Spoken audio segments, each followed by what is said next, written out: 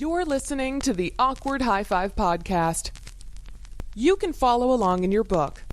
You'll know it's time to turn the page when you hear the chimes ring like this. Hey, Garth. Hey, Milton. Hey, Milton. How's it going, man? Awesome party. Good tunes, good brew, good buddies. I feel great, man. I feel great. I don't know, man. I hate my father. I hate my life. But I feel great, man. You guys are great.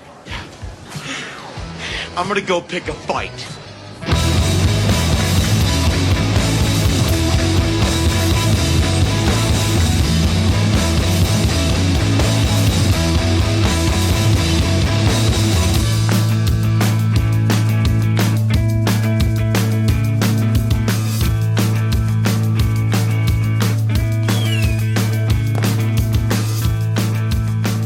People are going to start thinking that firework is part of the song. Poor Farley, man. That was more of a cry for help than it was a part of acting. I feel like that was his real life. I hate my dad. No, it's not. That and in Black Sheep when he's like, shooting, fucking, snorting, sorting, sucking, fucking. That's all real shit. Well, I think that was. I mean, I mean, not to get to like to use any cliches or anything, but I think his tragedy was part of his comedy or whatever. Turning tragedy into comedy. Did you see the documentary that they had on him recently that they did? Oh, you should watch it. It's really good. He was fucked up, right? There's actually okay. First off, welcome to the Awkward High-Five podcast. My name is Devin and Ritchie. You are listening to our 20th episode, and also the exact 1 month anniversary from when we launched this thing. So anybody who's stuck with us this long, or anybody who's coming in and listening to these things new and brand new, thank you for being here. We'll get back to that in a second, but the thing with Chris Farley on that documentary that they did, the whole thing's great. If anybody hasn't seen it, watch it. It's really good. I forget what it was on. I think it was on TV. I think you could get it on demand or whatever. I wish I had more info for that. But there's one thing that I love, and I watched it over and over again, where there's a scene, and you might remember this from Saturday Night Live. There's a scene, it's Rob Schneider and Adam Sandler, and they're waiters, right? And it's their bit, like they wrote it, and they're the main people in it. And I forget what the actual gag is, but they're like foreign waiters. They might be like Italian or something. Oh yeah, the Italian restaurant. Yeah. Where Right. they all start like fucking the people that are eating there. Maybe that's bellissimo. Yeah, I think that's Yeah, I think that's what it is. But Chris Farley had a like a bit part in it. Like he was at the table with like his wife or whatever, and before he went on, he puts on this crazy beard, like this, and everybody backstage was like, why are you putting that on? And he was like, watch, I'm gonna steal this whole thing. And I forget exactly what he says. You got to watch it in a documentary, but he has one line, and he delivers it so over the top and stupid that it is the funniest friggin' line in the whole sketch, and he just steals this sketch without anybody knowing. And he knew he was gonna do it. Yeah, he knew it. Like he they were like, you just have to sit at a table and say one line. Why are you putting on this stupid beard and everything? And it was just so he could totally take over the whole thing. It's pretty genius. That guy was pretty genius. And his brother, on the other hand, is not. Yeah, terrible. And it sucks because I mean I'm sure Chris Farley loved his brother and vice versa, and it's and all that. It's the same kind of thing you have to deal with Jim Belushi. I was just gonna say, but even on a worse level, it's worse than Jim Belushi for sure. It's weird because the parallel between Chris Farley and John Belushi is so close anyway, right? So like they're both like the overweight, over the top, drug addict, Saturday Night Live guys. Like they're as far as their lineage goes, is very parallel. And then they both have these like hanger-on brothers who are able to make a career out of their brother's legacy. You know, it's very. I mean, obviously, it's not fair. Obviously, Chris Farley's brother did it at a much less level than Jim Belushi. Yeah, at least Jim Belushi's been a main actor in some movies, but his He had a TV show. Sucks. He'll just make a face, and the camera will just leave him real quick. I think the only reason that guy gets any work is because he vaguely resembles Chris Farley. And even in that, because I think this I'm pretty sure, if I remember correctly, that the documentary kind of follows him around a little bit. Who, the brother? The brother, Really? and it shows him like doing stand up and all that stuff. And that it's must like, hurt. I mean, I get it. I think maybe I could see it from both sides. Like, like if he has the opportunity to make money that way, why not? I understand that. Oh yeah, good for him. It just sucks for people that are trying to enjoy stuff. Yeah, it's very weird. It's it's like the Gallagher 2 or yeah, it gives you that like embarrassed for him feeling. And he's also not talented, like I hate saying that about anybody because who knows? I'll say it, he sucks. But like I just feel like for me, nepotism. I think about nepotism a lot because it's something that I've never gained from. Like I don't. Yeah, no one gains from it. Well, no, a lot of people do. Really? Joe Buck. That's Who's Joe Buck? Joe Buck, the sports announcer. Oh, that little guy? Yeah, he wouldn't be a sports announcer if his father wasn't a famous sports announcer. Okay. You know what I mean? And he's probably the worst person on the face of the planet. I have to listen to him every World Series. I have to listen to this asshole who doesn't know shit about anything talk, and it's all because his father was. You know what I'm saying? Like, there's good versions of nepotism, there's bad versions of nepotism, and no matter how you feel about it, these people still benefited in a way, But I never got that, So I think about that sometimes, and I think about like, and I'd like to think that if my father was some famous guy who started from nothing and like pounded the pavement and made his way up in the world and made a name for himself and started like an empire or whatever it may be, however small it is, or his own thing. I think that even if all that was handed to me, I think the type of person I am, I'd probably want to go make my own thing. Yeah, anyway. I'm sure that happens a lot. Yeah.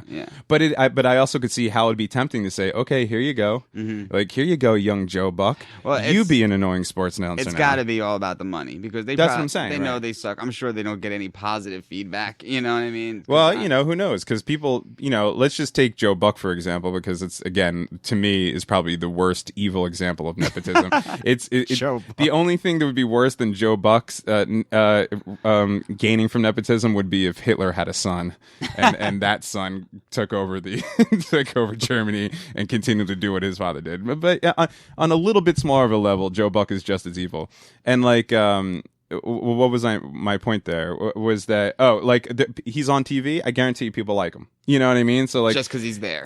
People just like people that are on TV. If people didn't just like people who are on TV, then why would shows like 3.5 Men and a Baby or whatever that show is, or like Big Bang Theory or those shows, like why would they be popular? Yeah, no, they're right. not good. They're just on TV when people are cooking dinner, so they watch them, and that's it. And that's what Joe Buck is. He's on fucking TV. Yeah, and it's like that with music a lot too. And that was always like the real killer. Like when you'd see a band, like how the fuck is this band, famous? Just because if you could play anything on the radio, if you play it 5 times an hour, it's gonna be a smash hit. Right. And there's been terrible, terrible songs that they play on the radio 5 times an hour. You'll be singing it by the end of the day, right? No doubt. You know what though?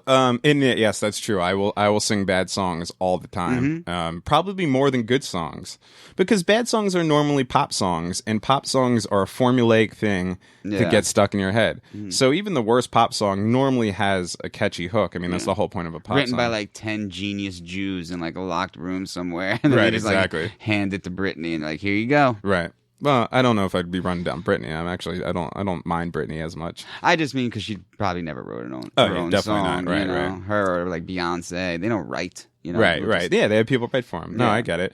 But if we're talking about nepotism still, I think that music might be the one. Okay, literature definitely not, but that's not even on a lot of people's radars. But music might be the one art form where I don't think anybody really benefit. You might benefit short term. So there are bands like, or people that come up that their fathers. Oh, perfect example.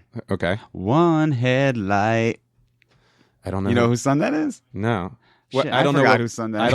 I don't know what one headlight is. You don't know that song? That was on the radio like every 30 seconds. It was Dylan's son. Bob Dylan's son. Oh, you're talking about the Wallflowers. Yeah. Okay. Perfect right. example. Okay. But But they definitely benefited because that song, I think, is still on the charts since 98. Aren't they the in the middle of yeah. We can drive it home with one. Oh, that's that song? Oh, yeah, he's driving with a padiddle. He's a padiddle. Well, you used the end of the hook. You should have done it in the middle. Well, that's the name of the song. Okay. Yeah, I didn't know. Yeah. But okay, but here's the thing, like Bob Dylan's son, let's say Sean Lennon and Julian Lennon, like those type of people, they were going to be rich and famous whether they ever picked up a guitar anyway. That doesn't matter. So these kids were already in the kind of thing where they were just going to have a laid back life, and of course they wanted to. And I've met Sean Lennon. He's a cool ass dude. You know? He? Yeah, he's super cool. I've met him a bunch of times, and you want something in you who loves John Lennon kind of wants to be like, oh, this son of a bitch got a free ride and he'll never be as good as his dad. But then you meet him, he kind of looks like his dad. He's cool as shit. You know, like he's the nicest guy in the world and everything. And you're just like, oh yeah, I get it. You're John Lennon's son. You do consider yourself an artist, so you are gonna make music. You're already set up for life. You have all your dad's guitars and shit. Like I understand that, you know. But the thing is like Sean Lennon doesn't really have a career per se. That's what I'm saying. Like you know, Joe Buck has a huge career because of his father. You know, most musicians like I don't know, from the 80s, who was the twin blonde kids? Nelson, right. They had one hit and then they went away, you know. Well, who was their father? Their whole God. Why can't I think of it right now? Not Nelson, you can climb a mountain. You can swim a sea. When Henry Hill's getting all fucked up at the end of Goodfellas, his crazy day. When the helicopters, that song. Who was that? Nelson. No. Why can't I think of who their fathers is killing me? Karen, hide the gun. It's no. Nelson on the radio. Or you know, there's so many different like or like Natalie Cole, right? You know, so like Natalie Cole, Nat King Cole's daughter. Oh, okay. And she did that duets album, and she's a great performer, and she's got a great voice, and in certain circles, she's revered as a performer and everything. But at the same time, you know, like she'll never have a career that was as big as, you see what I'm saying? Like music, you're always in the shadows. Or you also have to. You have to hold your own. Yeah. You know, so like I think as a sports announcer or maybe even an actor, you know, or something like that, you could continue to be in movies and get parts and everything. But in music, if you're not going to be writing good music or performing good music, you know. Yeah, you're out. Gunnar and Matthew Nelson. Oh, God. The internet sucks. Please be Nelson. No. This is killing me right now. Because that'd be great, because the dad was Nelson and the kids just went with Nelson. Right? Weren't they just Nelson? The two of them? With one Nelson? Ricky Nelson was their dad. Ricky Nelson was their father. And what was he a part of?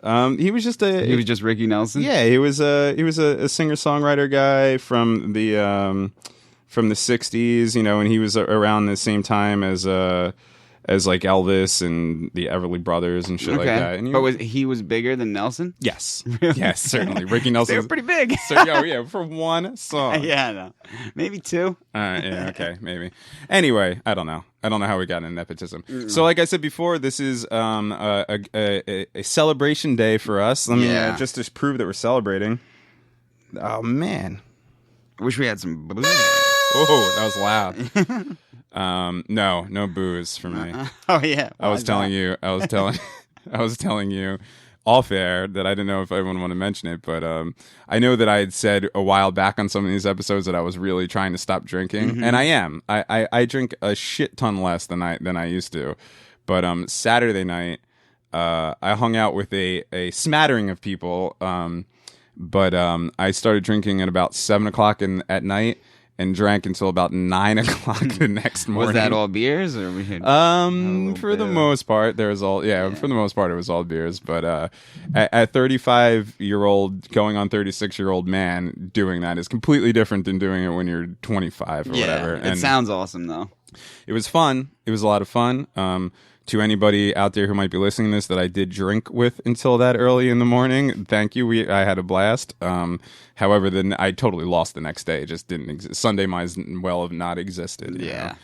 But so today is basically 1 month since we launched the Awkward Hi-Fi podcast. Mm-hmm. How do you feel about that? I feel great. Yeah? Yeah, I'm excited. Oh, the crowd's loving it. Loving it.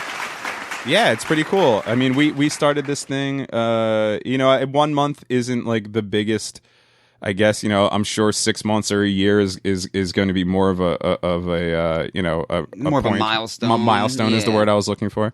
Thank you very much. But just the fact that we've done, like I said, now is our 20th episode. Now people are thinking in their heads right now, how's there 20 episodes twice a week and it's only a month? Well, we launched this with 10 episodes. So basically, for us and for the betterment of you listeners out there, me and Richie kind of sat down and just started talking in front of microphones for a while just to see if we could even still are. and see if we could just pull this off. And so we recorded 10 episodes before we even launched it. You know, there was a lot of things that had to come together. We needed songs, we needed a name, we needed all that stuff. So if you haven't listened to all of these episodes yet, and you do feel like you want to go back and listen to the ones in the beginning, the first, I don't know, what is it, 8 or so episodes are really... What, without a name? Yeah, we don't actually have the name yet, and they're all good episodes. I've gone back and listened to them, and I like them, and the quality's there. I would guess, you know, it's standard with what we're doing now. You can hear the evolution. You could hear the evolution and us progress and all that stuff. And still haven't perfected that diction though. Still working on that. Yeah, we have cut down on the, you know what I mean. We have cut down on them. Well, I don't even notice them anymore. I got an email from, actually, this week was very nice. I got a lot of different emails from people with feedback and stuff like that. And I want to say to those people who emailed me, thank you, and I really appreciate it. And if anybody else out there wants to email us with feedback or anything, I mean, if you want to email us just to say hi, but specifically if you want to email us with whatever you think, feedback, things we should do, anything like that, awkward-high-5 podcast@gmail.com, or hit us up on Facebook or all that stuff. But the emails that I got this week specifically were really nice. A lot of them like in-depth feedback and stuff, which is cool. It shows that people are really listening to the show. And we, like I've said before in different and episodes of the show, is that we want to grow this and make it more of a community thing. So like feedback is like number one for us, you know. Like believe me when I tell you that when I'm reading these emails and then subsequently telling Richie about the emails because he doesn't know how to use email. As if that didn't make me feel like shit enough. Your emails are really making me feel like shit. No, I'm just kidding. Why? Because people are concerned about it. I know. Well, people are concerned. That part, the let's just call it the sandwiched part of the show, is a big part of the show. Right. And people I'd say people are concerned, but also invested in your progress with that. Mm-hmm. You know. And quick update, it's going well. Yeah, I could tell just by sitting there. I haven't seen you since last podcast, which was 4 days ago, and you're looking great. Thanks. Sounding great. I haven't even left the house since the last podcast. So. Yeah. Right. Just been sleeping. And to that means, in order to get the ship going, Christmas is getting closer. Yeah. It is December 1st now. The goose is getting fat. Yes. Okay. I gotta hurry up. I hope you gain a shit ton of weight like Ricky Rocket. I'm worried about that. Not Ricky Rocket, CC DeVille. Rocking I curtains. also hope Ricky Rocket gained a lot of weight if he's still alive. But yeah. He was tough to look at. I hated that. Dude. You've always been a small dude your whole life, but I would just once like to see obese Richie. You're going to get him. Because I tell you what, I ain't cutting down on the eating. I hope sandwiches turn into real sandwiches. I'm going to start making them on like just a big ass piece of bread. Well, what else do you make them on? Well, you know, like those big, like Portuguese rolls. Oh, like a baguette, like a long baguette, like the ones you're supposed to make a couple sandwiches out of. Like you go to Mike's Subs and you order the fucking like the catering sub. You have to wait a week for them to make it, and then you just eat it all Monday. Hell yeah! I really hope that happens, Richard. I know, but I'm definitely not going to stop the eating. Fat RTG would never. if you know how that dude from Always Sunny got fat for that one season, whatever. If you could do that for this podcast, I would be the happiest human being on the face. Yeah, but no one sees us, so it wouldn't matter. No, but I see. I don't want anybody to laugh at me. It has to do with me. You could put up pictures of me gradually getting fatter and my shirt's not fitting. Yeah, exactly. If you want to, you just have man tits, and it would be great. I would love it. But I would also love it because that would show that you're finally finished. And then my heart stops. Great, I'm clean. Fucking have a heart attack. Yeah, whatever. Cholesterol. Man. You have a thing. We're all over the map today. Yeah. You have a lot of things to get to today. A lot of important stuff. You told me once, and I fucking think about it all the time, is that it grosses you out when you see a girl eat an Italian sub. Yeah, absolutely. Do you remember that one time at the deli when that chick was? I just started hooking up with her, and she was ordering a sub, and we were like, "This is what it all comes down to, baby." Right. I've told people that before, and they don't get it, and I'm like, and I guess I kind of get it because I'm like, it has to do with the amount of meat. Too many different salted meats. You're allowed one meat per sandwich. You can add a cheese. You can add some toppings. And this is only for the ladies because I've seen you enjoy an Italian sub. Yeah, before. absolutely. And I enjoy an Italian sub before. And I must say, I have looked beyond that in my older years. But in my younger years, that's a compromise you're willing to make now for women. It is. I haven't even noticed it recently. But like, if maybe if you caught me in the early 2000s. And you ordered more than one meat on your sandwich, it was curtains on the spot.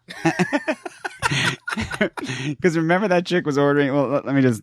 I always jump into stories. No, yeah, go ahead. Sure. Yeah, so, this is at the deli that we talked about before, Bob's Market and Deli we worked at when we were children in Keyport. Yeah, go ahead. So a girl I just started seeing walks to the deli, and I knew it was going to be like time to decide whether she was a keeper or not based on the sandwich ordering. So she steps up and she's. First thing she says, I think I'll take an Italian. And then me and Deb just looked at each other instantly like, it's over. It's over. I'm about to break up the girl on the spot. And then she rethinks her order. Can't do it out laughing. And then we watch her rethink her order. I didn't say anything to her. She may have seen it in my eyes. But she starts rethinking the order and she changes it to turkey and cheese. And it made me the happiest man on earth because I'd have to break up with her right at the deli counter over that. You probably did like make a face or something. Like, or I played possum. Because I'm wondering what that face is. If I probably made it many times. Yeah, it's probably also when you saw the Ziggy Nose face. Yeah, and yeah, I know that face. I think you've made it. I think you've made it at me a few times.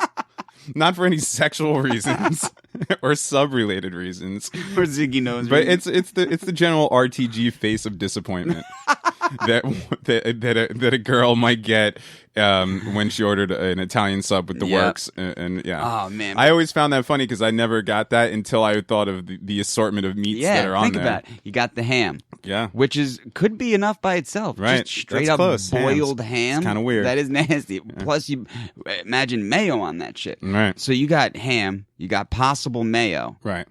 Then there's cheese, which cheese is okay. Oh, that's like an afterthought. Yeah, a little provolone, that's fine. But there is cheese. No, I got it. So you got cheese, and then you got salami. Salami's a big one. Then you got capicola. Capicola is a huge one. Yeah, or gabagook. Yeah. Where you live. Capicola is Capicola is I don't know. Even if a girl just was eating Capicola, it'd freak me out. Yeah, absolutely. Capicola kind of just freaks me out. It does. Am I saying that like a real Italian, or is it Capicola? It's I think a Capicola. You drop the vowel, so it's Capicola. Oh, okay, yeah, that's the way I've always heard it. And I think that's. But that might just be from me being in Jersey. Yeah, well, I always thought Capicola and Gabagook were two different things until I got my Sopranos lingo up. What is Gabagook? Isn't that just the way they say Capicola. Isn't that turkey that jumped out of the egg at Survivor Series? Yeah, that's what I thought. But then apparently, oh no, that was the gobbledygooker. Yeah. But apparently that's the same as Capicola, based on The Sopranos. I never heard anyone say it in person. Got it. But isn't there another meat on an Italian? Well, salami, ham, capicola, and provolone. Now, that's the Italian that I know. Oh, okay. I'm sure that there's probably is in other places, right? Yeah, or whatever. Yeah. Some other sort of spice. Because, once you get into that, like, salami area, there's a whole bunch of different ones that are, like, a little bit more gourmet. But it's all really kind of salami. And you get that one with the bones in it. That's disgusting. Yeah, with the little white chips in it. Yeah, you got that. Then you got the one with the olives in it that always freaked me out. I've never had that. That's like a sandwich you find in a dumpster. It always has like those olives in it. I think it's called olive loaf. Wait, I'm sorry. I can't brush over the fact that you think finding sandwiches in dumpsters is a normal occurrence. Like, when you find a sandwich in a dumpster and you bite into it, and it's got olive loaf in it. You find the fish skeleton perfectly intact. Then you find the sandwich, and then a boot. Are you talking about you or cartoons? I guess it's cartoons, but I just figured that to be generic dumpster findings. Can I tell you a story real quick? I guess I'm asking you, Richard, because I can't hear the audience and they're going to listen to it whether they like it or not. Yeah. I was living in Jersey City when Hurricane Sandy happened.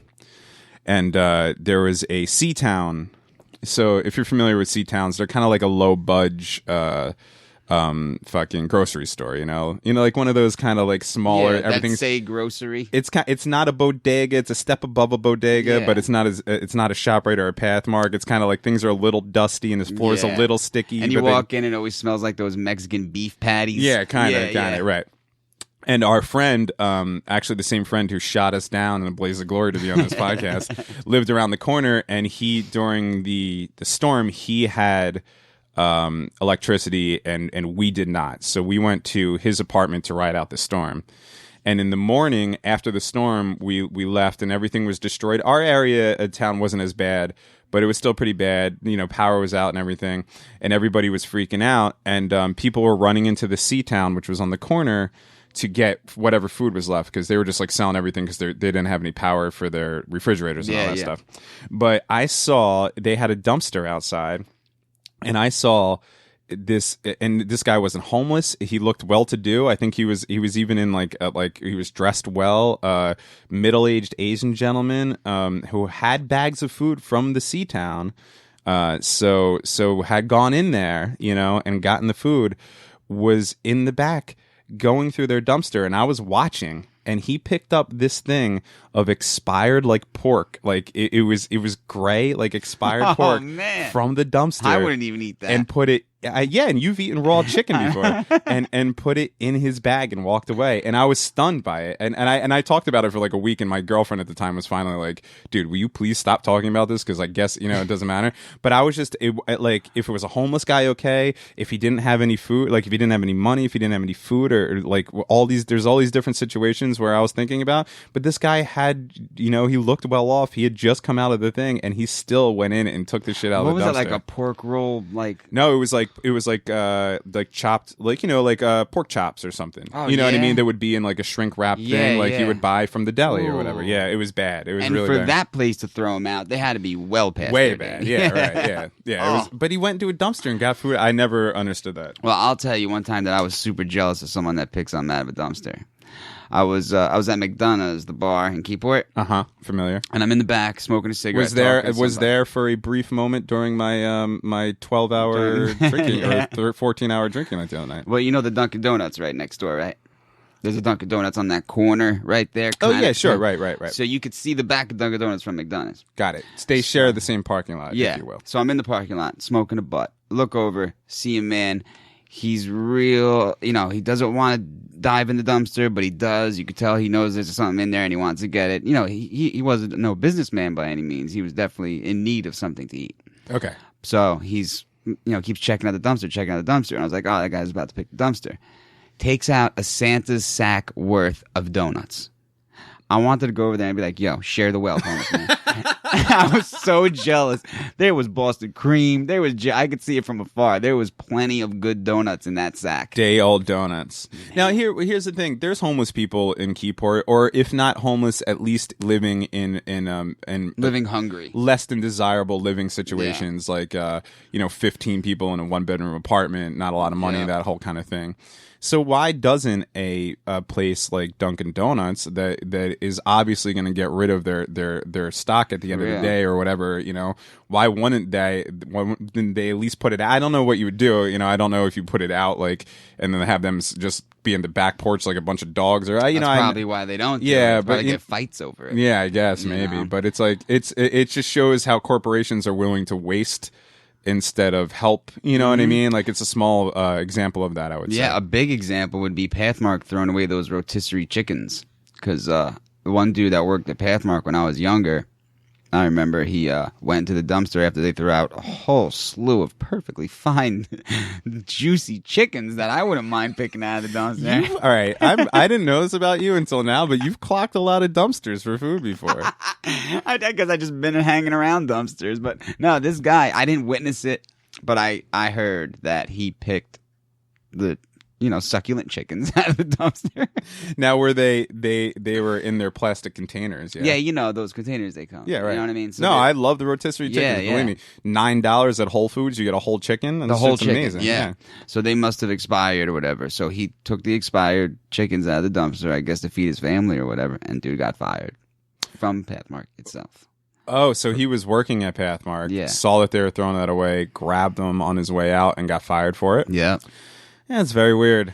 I mean, I guess there's, I don't know, like there's It's probably... definitely not stealing because Yeah. they were about to just throw it out. I know in my line of business, and it wasn't like this for a long time, but as it got more corporate, which is one of the main reasons that I ended up leaving, because it went from being a pretty cool place to work and being able to run your own business and make some money to being like basically the fucking Best Buy version of a guitar store.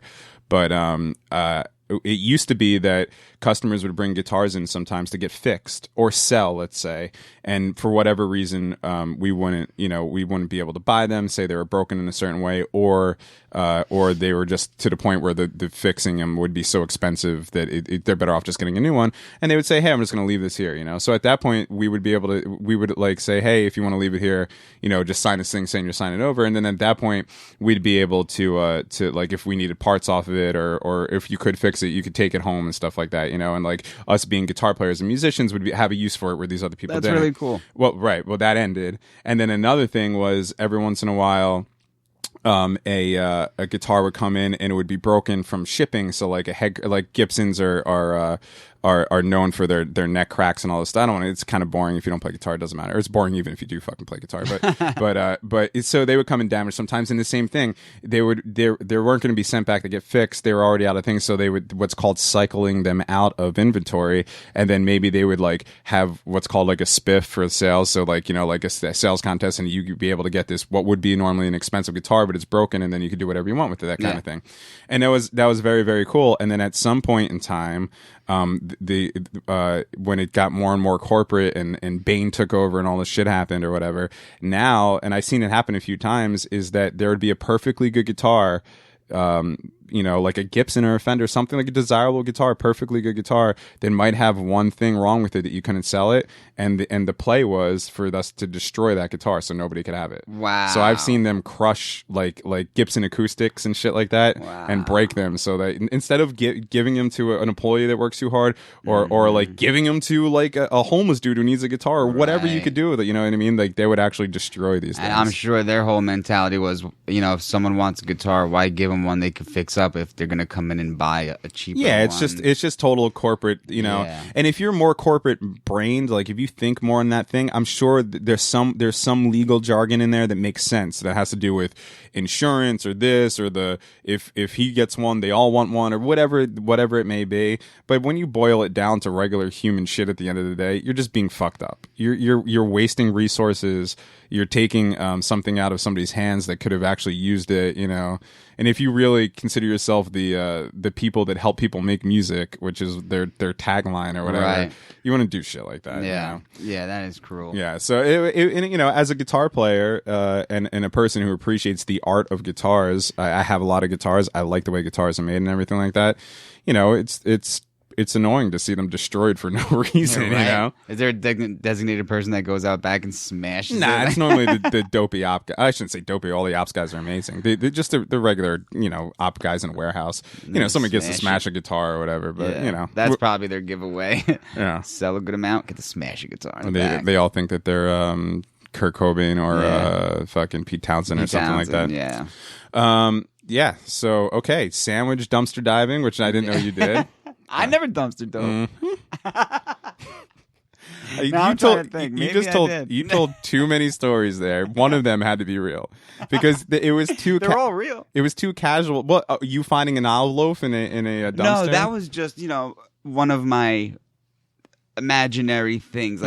Like I may picture that particular sandwich to be a part of a dumpster array. Okay, sure. Along with the fishbone and the boot and the license plate. Right. I think the fishbone, the boot, and the license plate is what you get when you're fishing. Yeah, when you cut open a shark. Well, that was Jaws. Yeah, a kid's leg, a boot, and a license plate. And a tire. Oh, so you're the Kittner kid, the license plate, And a boot. and the boot. Okay. And a tire. Okay. All That's right. the shark. Olive loaf, fishbone, mangy cat, dumpster. The mangy cat definitely. sealed it. Yeah. But the fishbone, the full perfect fishbone. The ska band from the 80s? No, no, not a bunch of black guys coming out with guitars. No. The perfect fishbone. I know what you're talking about, with the Skeleton. head, the scales, and then the fucking Yeah. and the thing. I get it. No scales, skeleton. like bone. Yeah, but you see the scales coming up from the fish Not bone. like what the fish looked like when I puked it up. What it looks like when it's just I got it. What the fish looks like when the fat guy eats the fish whole and sucks it straight off the bone. Right. What he's got. And left. it goes like as he takes it out because the little scales make that noise. Oh, okay. You see what I'm I saying? thought that was the rib cage. Like a comb. Oh, okay. I Yeah, thought that was more of the ribs. Maybe it is. I don't know. I'm not a We fucking, know how I feel about ribs. I'm not a marine biologist. I don't know. True. I thought we were going to talk about this being our 1 month anniversary. Now we're talking about fish bones. Dumpster diving. Speaking of fishes, did I just say fishes? Fishes.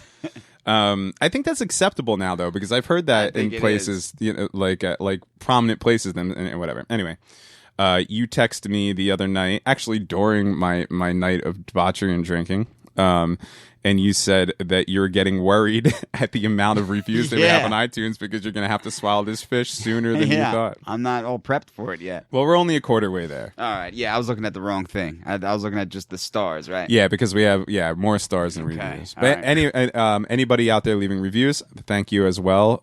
If this is the first episode that you're listening to of this, we have what's called the 100 review Ritchie Swallows a Fish party going on. So basically what it is once we have 100 reviews on iTunes, written reviews, not stars, written reviews on iTunes, we're going to throw the first official Awkward High Five party. And during that party, Richie is going to swallow a live goldfish and then attempt to throw it back up while it is still alive. And it will swim away happily. Yes. So once we have 100 reviews, so if you want that to happen sooner than later, go on to iTunes and review us up. That really helps. And also while you're there, subscribe as well. Subscribe on iTunes, review on iTunes. And I hate having to talk about this every episode, but you really need to say it in order. Yeah, and I really want to have this party. Yeah, no, I know you. That's why I want. I know. Not so much about the fish, maybe a little bit about the fish. Well, you're just hoping that there's a prime dumpster out back at this party that you could. Well, the fish thing is kind of making me upset about the party because I'm excited to, I love to drink at the parties, but you know what I like to do at parties. But being that I'm going to do this goldfish thing, I'm going to have to leave the stomach empty. So, Well, here's I'm the not thing. going to be able to gorge myself with every bit of food in the house. Number one, this party, we don't even know. It's just a concept right now. It's I'm not picturing it all. like we don't even have any income, so it's not like we can fucking. It's gonna happen. I promise it will happen, but it's just a concept right now. Number two, when we do this party, you are going to be a performer during this, right? Yeah. So, and this isn't going to be The fish isn't going to put me out of commission or anything. No, but what I'm saying is this isn't a griller show where you could pass out on your hi-hats halfway through a song. You're gonna have to be doing a podcast, or at the very least introducing acts and stuff like that. So it's not like you're gonna be getting hammered drunk. Oh, I know. To begin with. Right. You I'm know. not talking about drinking. I'm talking about eating. Oh, you I have to keep my stomach empty. Oh, okay. Fuck drinking. I'm talking about subs, fish, olive Well, that's loaf, what I'm talking about. That the dumpster out back. You're gonna be clocking. bags of donuts. Anyway, that is the whole thing. So the more you review, the sooner that'll happen. It'll probably obviously be in the new year since it's already December. Yeah. But that will go down, and that'll be fun. We could finally get the listeners out, which is growing every day, which is very cool. I appreciate that. And the only other thing I want to say, I'm not going to bring it up again, is our Twitter is at awkward HI5 at Twitter. If you can, go on and follow us on Twitter, because here's what I want to do. I think it will help the show is as we grow and we get more listeners, we could throw out a topic of what we might talk about on that show. I could throw it out the day before, or and then people could use our hashtag, which is hashtag AHI5, or tweet right at us and give us their opinion on it. So, come up with a topic and say, what's your favorite this, or why don't you blah, blah, blah, whatever it may be. Yeah. And then people could actually comment on it. And then that way we could read it on the air when we come on, and we could say, so people could start contributing to the show more. Giving the people what they want. Considering that this is a podcast and we're not doing it live, we're trying to come up with different ways that people can contribute. Because we want it to be a community. We don't want it to just be me and you just talking forever, so that would be one way to do it. And Twitter is the easiest of all of that. We do okay on Facebook, but we don't have, at this point, we don't have a lot of Twitter followers. Yeah. And again, it has nothing to do with, I want a lot of Twitter followers. It has to do with, let's build this community and then have a means of communication between each other. Exactly. And then that way we can make the shows better. Everybody can contribute. We could do giveaways with merch and stuff. Yeah. Which also, by the way, if you did leave a review or you are one of the people who are nice enough to email us with feedback and you want to email me, a couple of you have already. If anybody else wants to email me your actual mailing address, I'll send you out some stickers that we have. I'm more than happy to do that. That's the only merch that we have right now, but I'll gladly give them all away to you guys because you're really helping the show. Yeah, that's it. That's enough of the technical jargon. But again, let me just say, 1 month. Number 20. How's it feel, Richie? 1 month. Feeling good. When we started this, we had no idea we'd be able to do it. No. Technically, we've been doing it for us for 2 months, or roundabout, or whatever. Maybe even a little bit over 2 months. But yeah, I think it's going well. Yeah, and it's making me feel better too. 'Cause, this is also almost like a psychological help for me too by letting this all out and just talking about what a degenerate I am. It's helping me. Right. Well, okay. I mean, that was the concept behind this. I knew that we would be entertaining because me and you together normally are. But also, I knew that we had a lot of problems, and to talk about those problems, I forget who quoted this, and I wish I had the knowledge to say who it was and sound intelligent, but I've read this someplace, and it's always stuck with me. Is that somebody, and I'm sure it's one of the authors that I enjoy, but somebody said the best thing that you could do is tell your story, right? Yeah, and it makes total sense. Well, that works with everything. Right, I know, but that's what I'm just saying. Like, the best people are I feel like people sometimes are afraid to be themselves or talk about their dark sides or their downfalls or their things that make them scared or their insecurities or all that stuff. But the thing is that all great art comes from that. Like you were talking about Chris Farley before, like his darkness made his comedy good.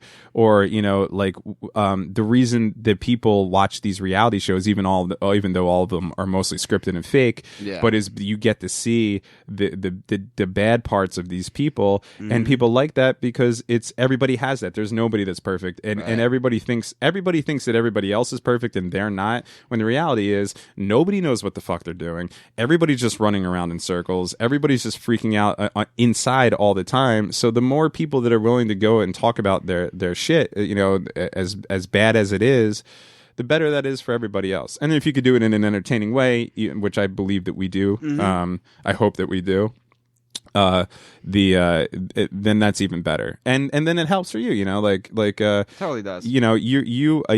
I could say honestly right here, 1 month into the Awkward Hi-Fi podcast being on the air, that you are almost a completely different person than you were when we started doing this. Really?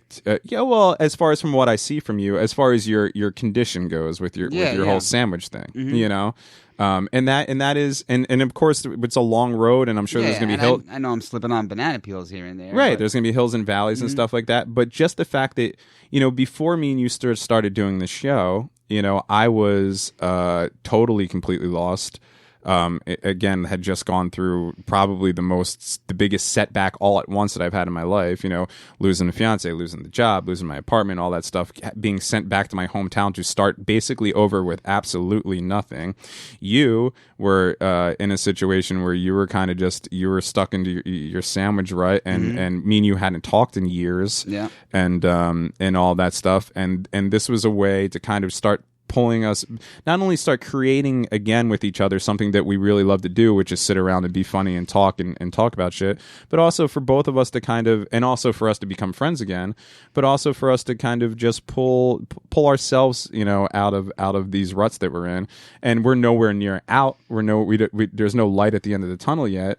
And there's going to be a lot more that we're going to go through, and we're going to openly discuss all of that on this program. But I could see, what I'm saying is I could see the starting of that already within a month's time. Yeah, I could feel it. I could feel it. And not to put the blame on anything, but I always felt that the beginning of my sandwich rut was because of I lost all of my creative outlets. Right. You know, we had so much going on, and it was such a high point in our life, and then it just immediately stopped, and we lost all that stuff. Well, I okay. kind of lost the excitement, if you will. Right. Well, you're a very creative person, and I know, and I am a creative person, and I'm not saying that in any means of like I think that's a good thing or a bad thing. I'm just stating what it is. Right. And I think creative people always need a creative outlet. It's the whole shark thing. It's the whole if shark needs to keep moving or it dies.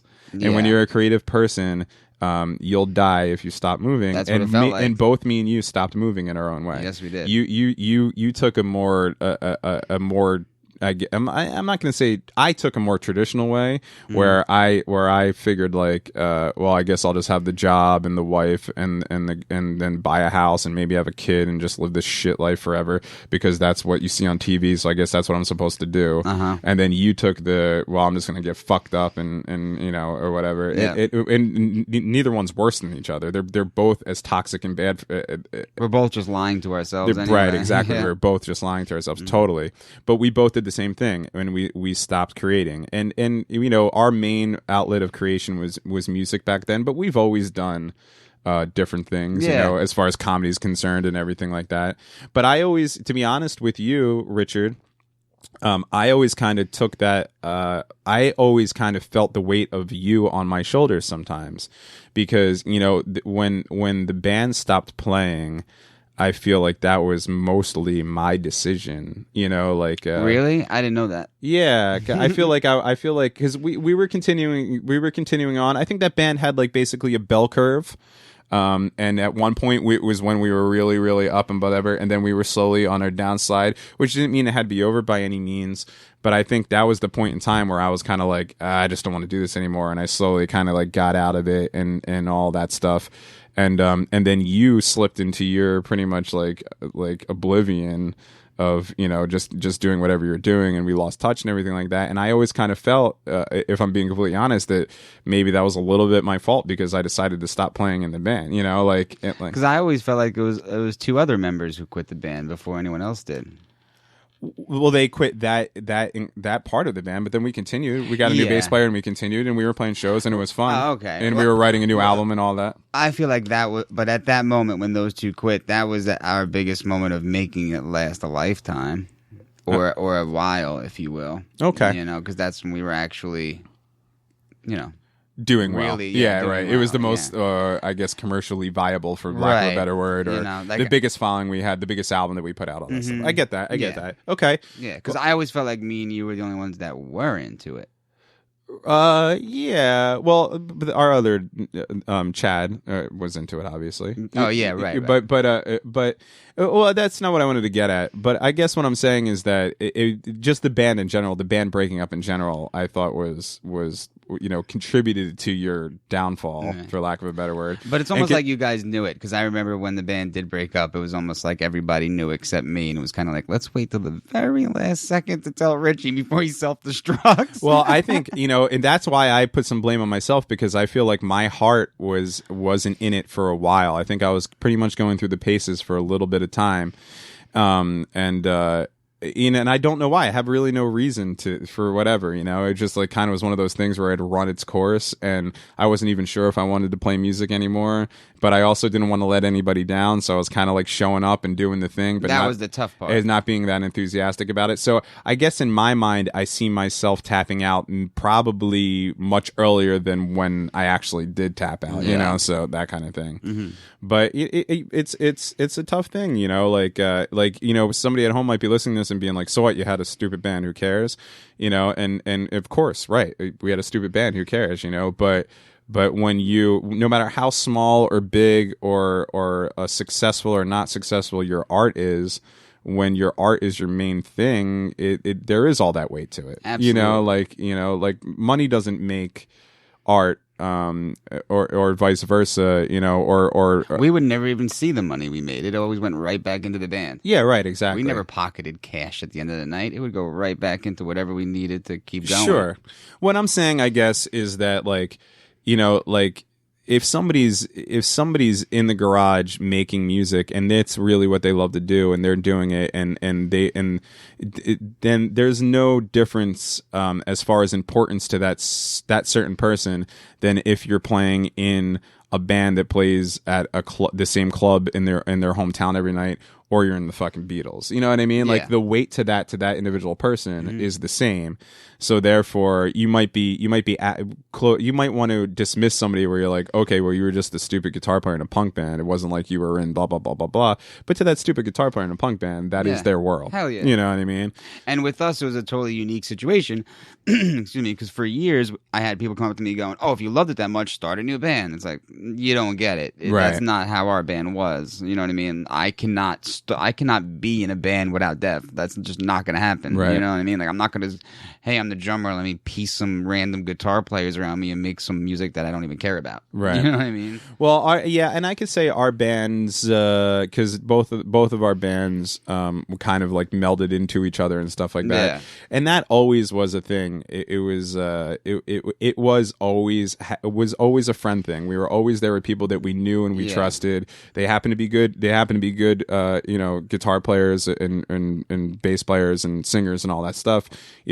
But at the end of it, it was always a close knit kind of thing. Like, remember that one time we tried to audition bass players and like random people were just coming and it was just Andrew WK came over. Remember that kid? I was like, no way is this dude gonna be. Yeah, and we were just sitting there like, this isn't gonna work. Like, we can't have an outsider come in because I know what you're saying, and it was weird. And I've played.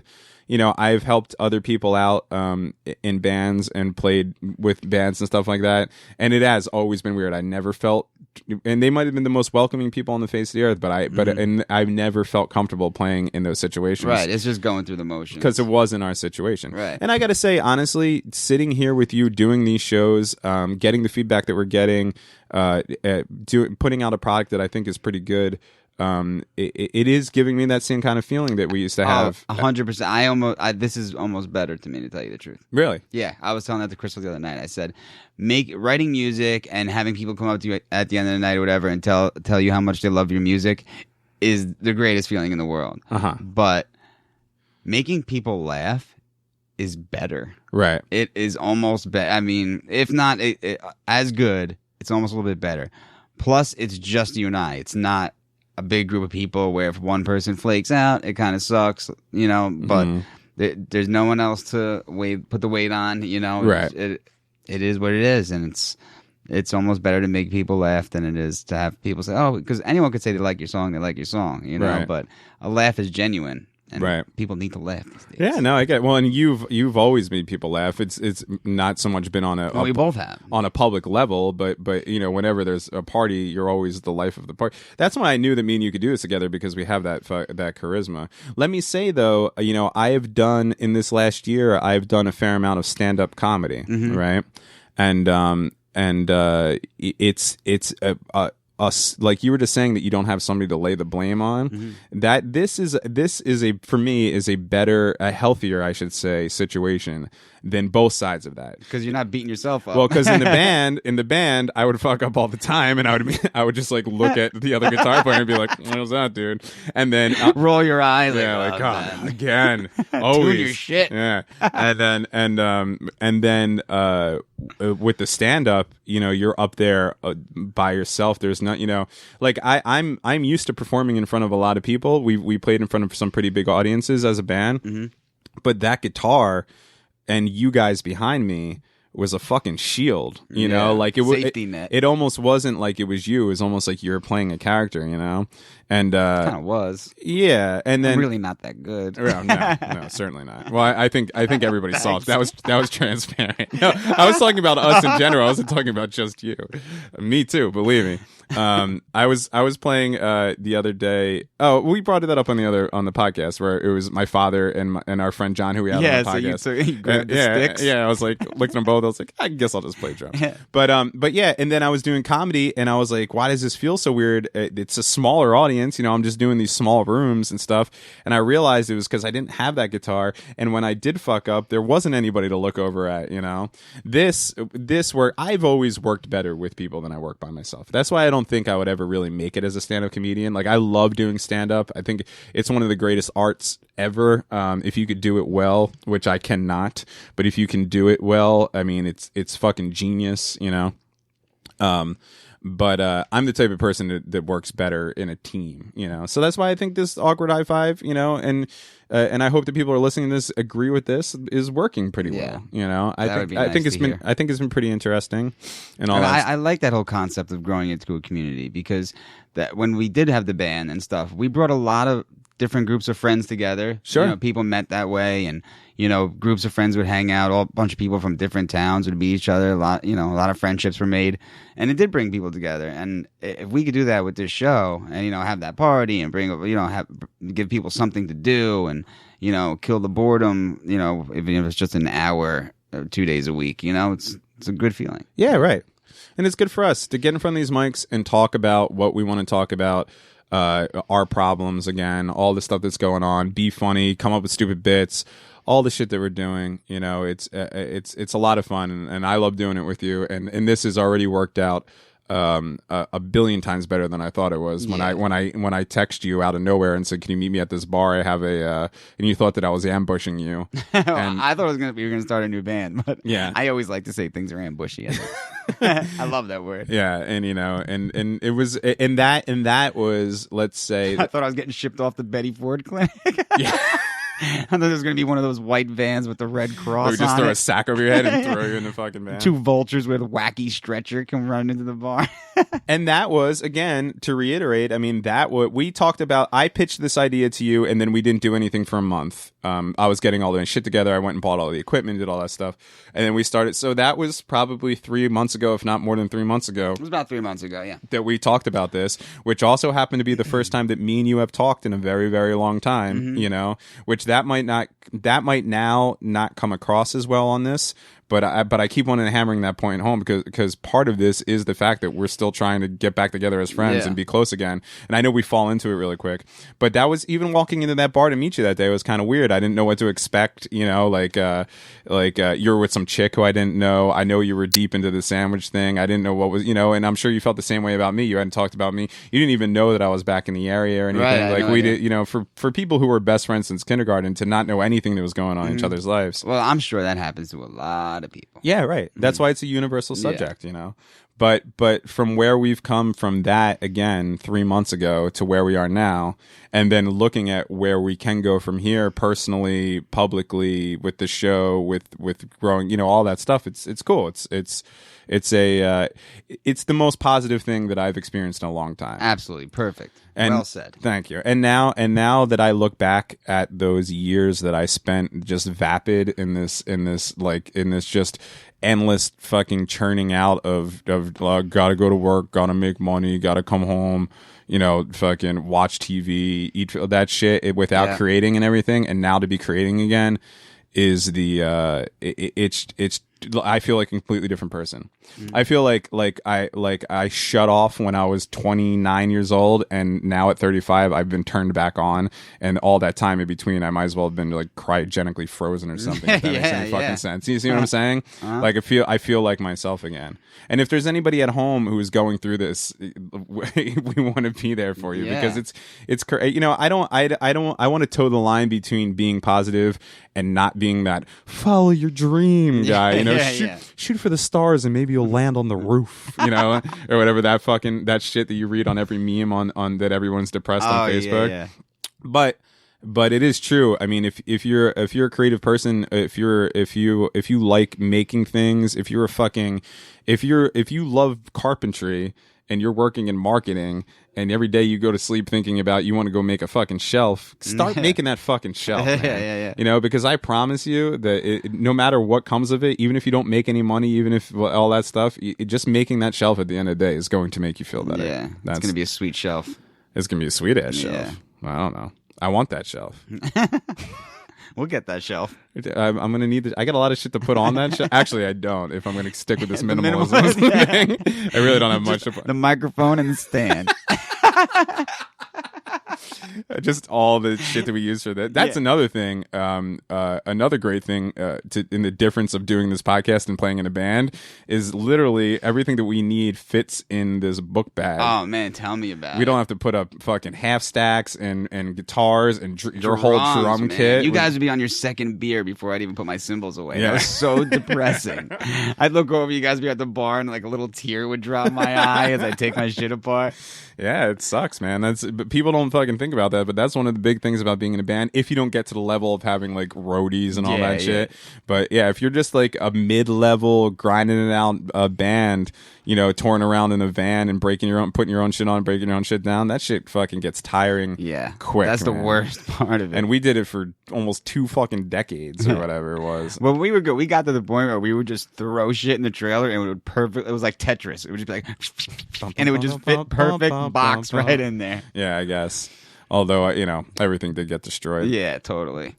So anyway, Richard, a happy 1 month of the Awkward Hi-Fi podcast. Yeah. To anybody who's been here since day one with us, happy 1 month to you guys. And anybody just joining us now, thank you for joining us. And welcome. I hope you enjoyed these episodes, and I hope you spread the word. I hope you follow us on Twitter. I hope you leave us a review on iTunes. Yeah. And I hope when we do get that 100 reviews on iTunes, you all come out to our party and watch Richie make an ass out of himself. That's going to be great. By swallowing a goldfish and then dumpster diving. I was just going to say that. Eat some olive loaf, baby. Maybe a donut. And then maybe I'll sing this song on a full stomach. Oh, dude.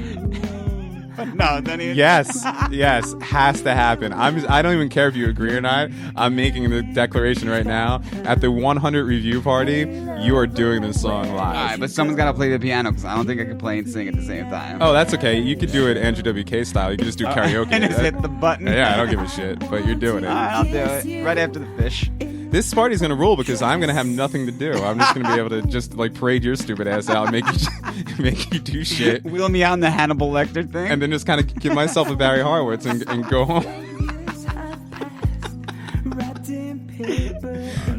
Thank you for listening to the Awkward Hi-Fi podcast, episode 20, 1 month anniversary, and we will see you in a few short days. Any last words there, Richard? Nope. No, I'm good. All right. It's nice to talk to you guys. Where did you go? I'm not high and I'm not low. If I knew a breakup, man, I can't break you up and taste you again. With love, with breath, wanna smoke you up. Even though my chest hurts, smoke you up. Get more pain, less, wanna smoke you up. Inhale my best and I'm out of love. With love, with breath, wanna smoke you up. Even though my chest hurts. Thanks for listening to the Awkward Hi-5 podcast. For more episodes, visit awkwardhigh5.com.